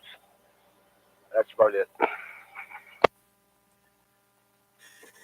Okay, Rick, one final thing then. Please tell Art I'm passing on my condolences, and we'll pick him up whenever he can make it back on the net. All right, there, Art. Chuck passes his condolences to you, and we'll get back to you when you get back on the radio.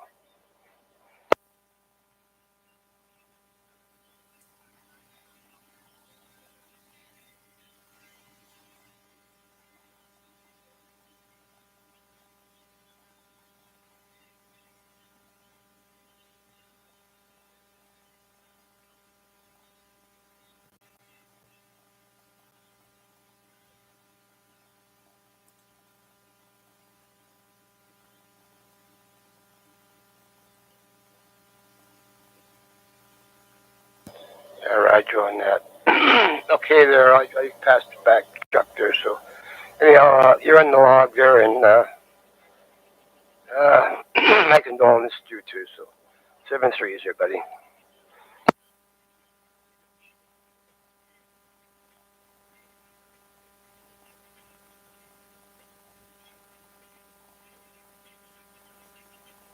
Roger. Okay, back to you, Chuck. Okay, thanks again for the relay, Rick. I do appreciate it. I've got 0 copy on Art. The squelch was breaking, but there was no voice I could make out.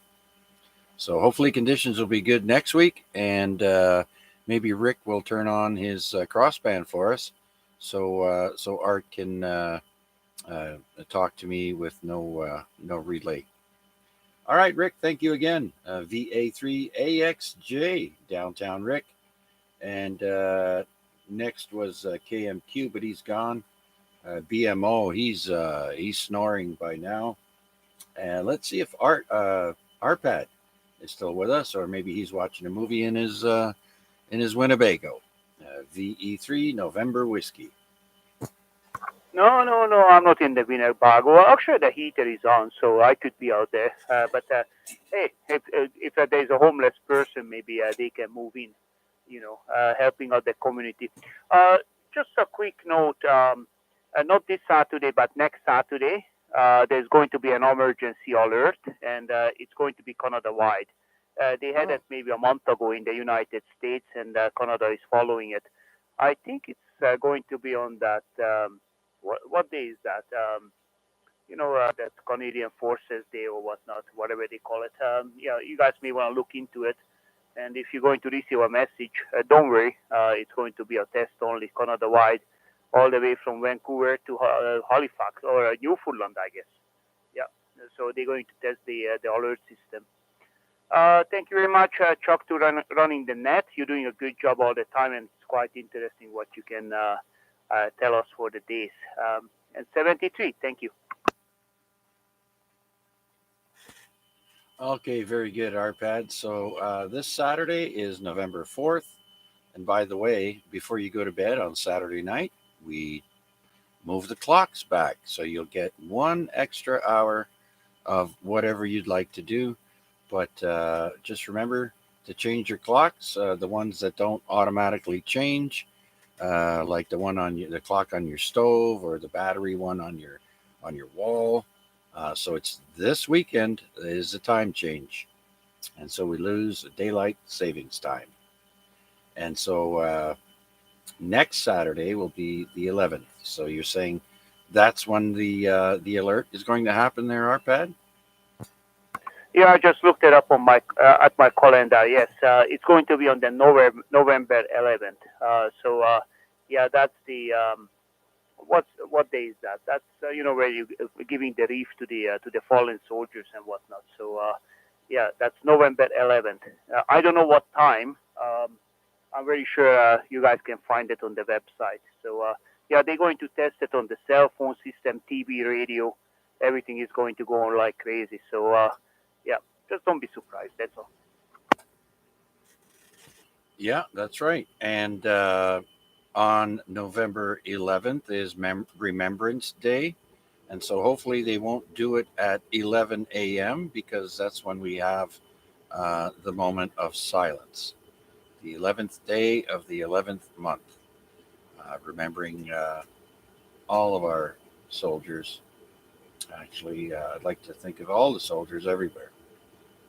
Okay, so thank you for that, RPAD. Much appreciated, sir. And glad you enjoyed it. And so let's go to Wade out in the West End, and let's see if he's either listening on YouTube or by now might have made it to his radio. Victor Alpha 3, November Charlie Alpha.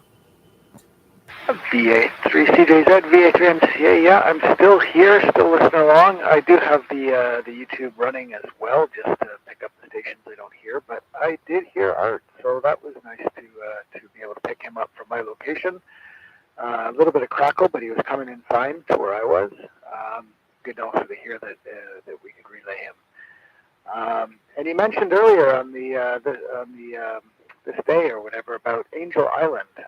That is the only soda site that I have ever activated. I was at Angel Island when I had that conference in San Francisco. I took the ferry out to it and I spent the day there. I climbed up to the peak and I did a soda / POTA. It was both. And so that was hard because the conditions were not good. But I made my 10 for POTA and my 4 for soda. I had thought I might do IOTA, which is the islands on the air, and lighthouses on the air. But when I looked into them, you have to sign up, you have to pay to be part of it. And I didn't get myself arranged enough to make it a 4 program activation. But anyways, I'm not a soda guy, but I do have one soda attempt, and then I got the POTA done. The island was really great. It got a little bit of time pressure because if you don't get on and off the island with the ferry, you're stuck there until the next day the ferry runs, and they don't like that. They want to make sure you make that last ferry. So I did see the barracks and the batteries, and I took a little bit of time to look around. Very nice place if you get the opportunity, and it's a POTA site and a soda site for that matter. So I recommend it. Anyways, with that, 7-3 to all, and I'll send it back to you. You can pick up the rest of them. And good night. Thanks again for doing it, Chuck. VA3NCA, back to you. All right. Well, congratulations. Very good. You actually went there. So I understand the whole island is a national park. Is that right? Yeah, Curacao it is. It's a national park, which is partly why it's a POTA park.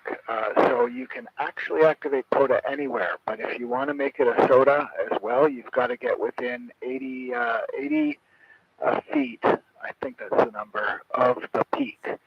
So there's an old missile silo, because they also actually had an old, it was a military base a long time ago, but it was a relatively modern military base as well. And so there's an old missile silo aside, as well as a bunch of commercial radio antennas. And if you can get up within 80 foot of the peak and activate there, it's also a soda. So that's what I did. But I also took a few little bits of time to wander around and see the other sites on the island. So yeah, I recommend it. They actually have campsites, but they book up really fast, and they want you off if you don't actually have a booked campsite. So I only had the day, so I had to make sure I was there when the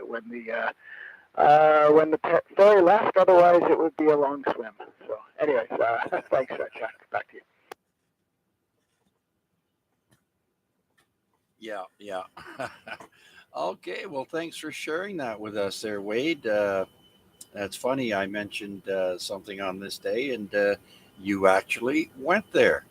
So congratulations on that. Very good. Thanks for sharing. And so we'll clear with VA3NCA. And let's see who's next. We've got PDL. I don't think he's around though, but let's give it a shot. VE3 Papa Delta Lima.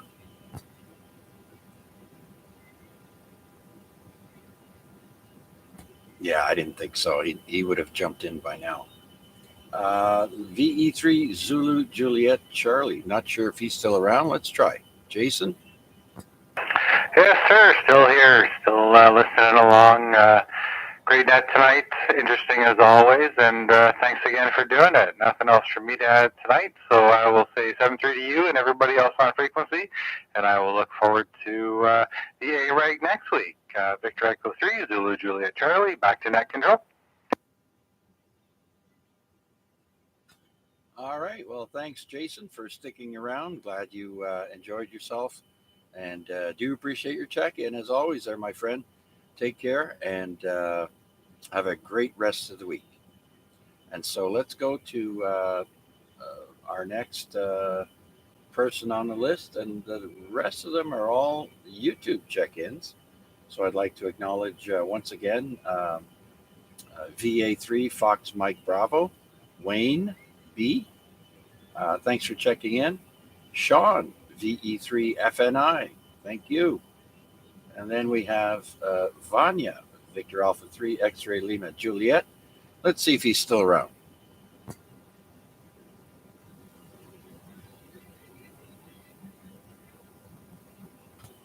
Probably out of range by now and at work getting ready. Our last person on my list is Victor Alpha 3 November Foxtrot Golf. 7-3 round. Steve, you have the last word.